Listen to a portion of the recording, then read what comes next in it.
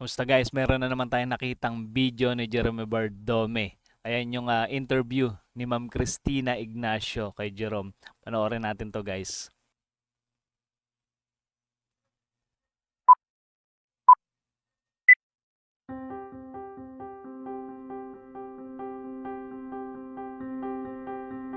Saya naman, syempre.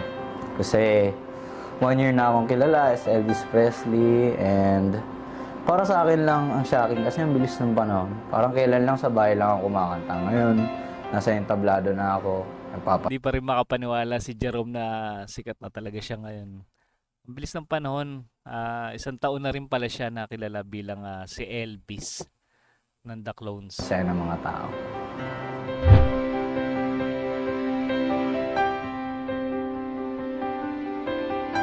Tandang-tanda ko pa from pandemic 2020 yan. Doon ko na-discover yung mga talagang oldies.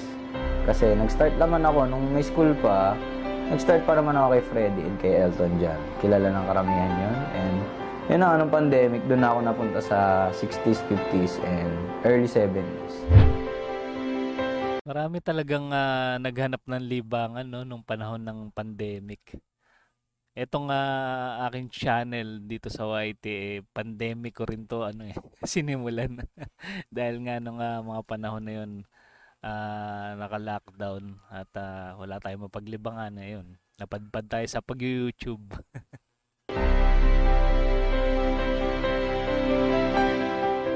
Kung sa singer,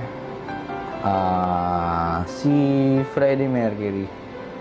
Pero bilang para sa akin talaga, wala akong naging inspirasyon. Nung una kong Idol niya pala si Pero nung Freddie sumali na ako Mercury. sa Clones, doon na talaga nagbago lahat. Kasi doon ko na nakita paano ako minamahal ng fans ko, paano nila ina-acknowledge yung boses ko. Doon ko na rin nakita na hindi ko kailangan itago ito para lang sa sarili ko. Sana minsan mapanood natin na kumanta si Jerome ng mga kanta ng Queen, Freddie Mercury.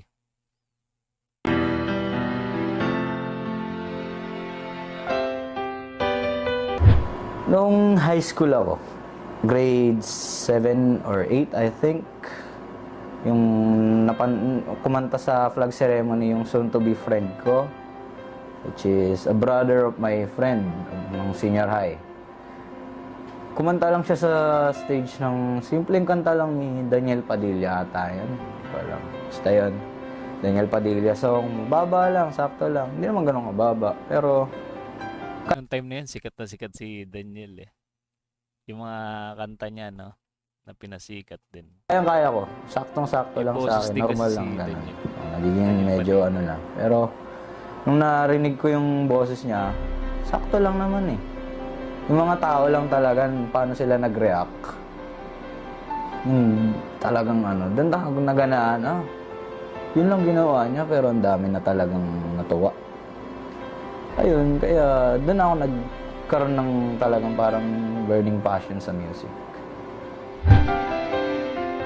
Siguro gusto ni Jerome na nakikita yung mga reaction ng fans, no? Pag nagpe-perform siya. Talaga nakaka-boost ng confidence.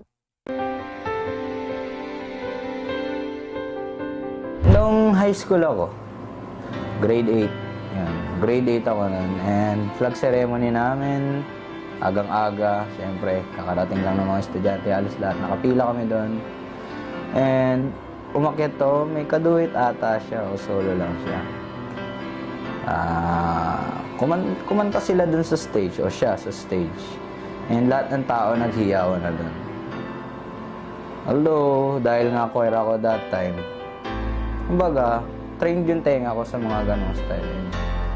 Member na rin pala siya ng choir noon ng mga panahon na yon.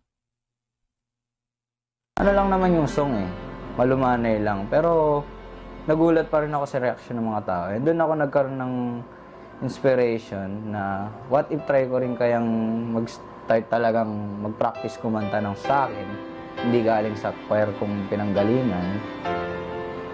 Kumbaga hanapin ko talaga yung style ng boses ko. And yun na yun yun, doon na nagsimula talaga yung passion ko for music.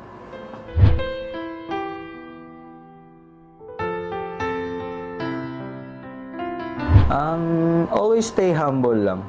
Yun lang ang masasabi ko, na natutunan ko talaga. And also, maging disiplinado talaga. Maging disiplinado, stay humble, and last but not least, love your fans and love your colleagues as well. Magtulungan mag-ahunan, huwag maghihilaan pababa. Napakabait na bata talaga nito ni Jerome. Paano kaya yung disiplina niya sa ano no, sa boses niya? Ito kaya si Jerome hindi umiinom ng mga malamig malamig na tubig ba? Tsaka yung matatamis na pinagbabawal sa mga singer.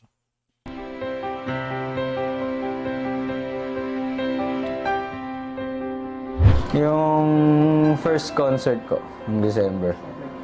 Yung after concert na actually, kasi doon na nagrambulan Pero masaya. Although nagkaguluhan, masaya naman kasi nakapagpa-picture lahat ng mga sabihin natin, although hindi VIP. Akala ko kung anong rambulan yung sinasabi ni Jerome.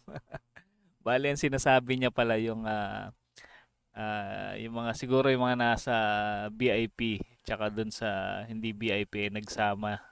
Parang nagkagulo na nung time na gusto magpa-autograph sa kanya no, magpa-picture. Magpa-picture pa rin sila sa akin. And para sa akin, masaya na rin ako doon.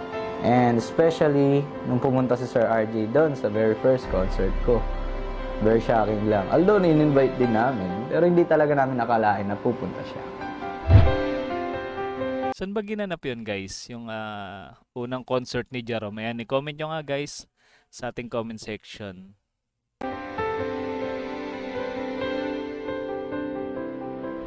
Yung hinuhusgahan ako ng mga tao na parang ganito gawin niya, dapat stay lang siya sa Elvis, dapat hindi ganito ganyan. Ganito dapat lang boses niya. Pero hindi naman nila alam paano ko ginagamit yung boses ko. Although, yes. May basher ba si Jerome? Parang wala akong nababasa na mga bash sa kanya masyado. Parang may nabasa ako, ilan lang, parang 1 piraso, 2 piraso. Pero yung talagang binabash yung style ng boses niya, wala naman ako nababasa. Dito sa YouTube ewan ko lang sa ibang platform, sa TikTok o sa Facebook. Medyo iba, discrimination na lang din sinasabi. Pero, tinitingnan ko lang yun as motivation to be better pa sa pagkanta ko and to explore more Tama. sa music.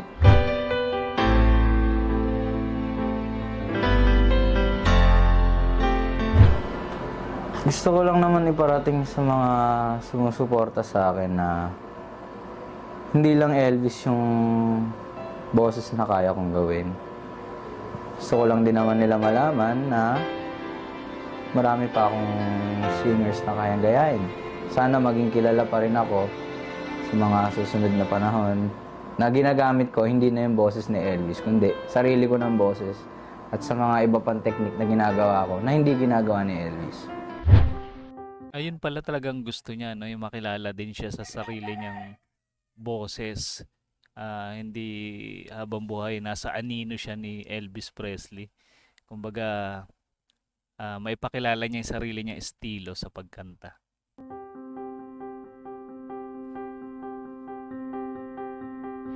Sobrang halaga.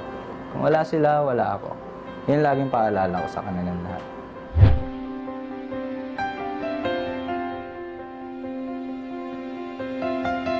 Meron ako naaalala. Nung birthday ko yun. Doon talaga kami nag-enjoy lahat kasi yun yung pinaghandaan ng mga fans ko para sa akin. Especially yung girlfriend ko. Isa rin siya sa mga magagaling na nagtago sa akin na meron pala silang pinaghahandaan na yan. Ayos. Saan ba yun? Saan ba ginanap yun?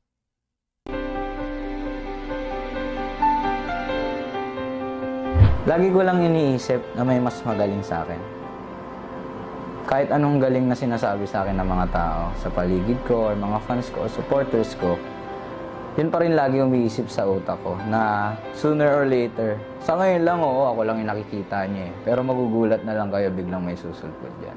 Kaya, I always Ganun pala yung mindset niya, kaya pala hindi lumalaki ulo niya, no? Talagang hindi siya yumayabang kahit sikat na siya. stay myself on the ground to learn more and to practice more. Kasi malalakihan ko naman yung ulo ko, hindi na ako magpa-practice nun. Mawawala na ako sa sarili ko. To the point, magiging stagnant na lang yung boses ko.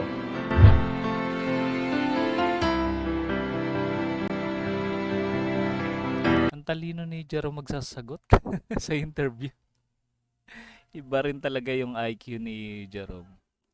Hindi lang yung kanyang talent ang kakaiba sa kanya. Iba rin yung pag-iisip niya, yung mindset niya.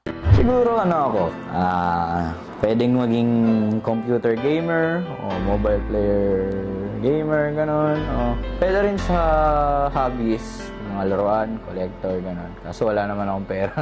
Ayun pala yung hobbies niya. Mag-collect ng mga laruan. Wala naman ako masyadong pera eh. Pag nasa stage ako, or pag naka-artist mode ako, everyone know me as Elvis Presley. Pero pag nasa bahay na ako, or tapos na yung pagiging artist mode ko, tapos na yung show na yan, makikita mo na sa akin si Jerome. Yun lang. Kalmadong bata, makulit, naglalaro, laging naglalaro, nag-ML, nagbe-Beyblade, nagta-transformer. Mahilig pala siya mag-ML, tsaka Beyblade. Grabe. Napaka low-key pa rin no, ni Jerome kahit sikat na siya. Ibang klase talaga yung attitude ni Jerome. Kaya naman maraming napapamahal na fans na Jeromantics kay Jerome Ibardome. Grabe talaga. And guys, isa na namang makabulang video yung ating napanood mula kay Ma'am Cristina Ignacio. Ayan, subscribe kayo guys sa kanyang channel at suportahan nyo yung mga content niya, yung mga upload niya. Lalo na yung mga upload niya about kay Jerome Ibardome. At kung mahilig kayo sa mga ganitong klase reaction video, mag-subscribe na kayo para ma-notify kayo sa mga susunod nating content. Maraming salamat sa inyong panonood.